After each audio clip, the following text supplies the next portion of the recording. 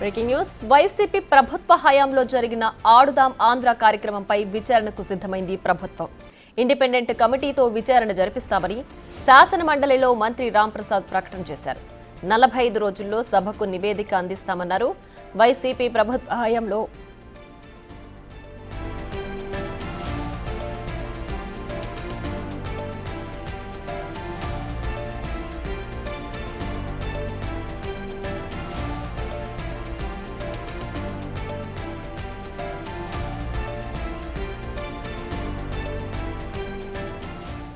ఇక వైసీపీ ప్రభుత్వ హయాంలో ఆడుదాం ఆంధ్ర కోసం 119 కోట్లు ఖర్చు చేశారు. భారీగా అవకతవకలు జరిగినట్లు అప్పట్లో ఆరోపణలు వెలువెత్తాయి.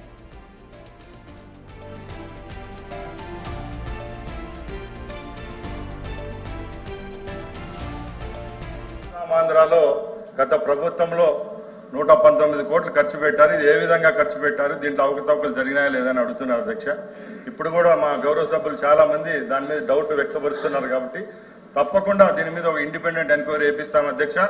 45 రోజుల్లోనే దీంట్లో ఎవరైతే తప్పు చేసిన అధికారులు అయితేనే ప్రజాప్రతినిధులు తప్పకుండా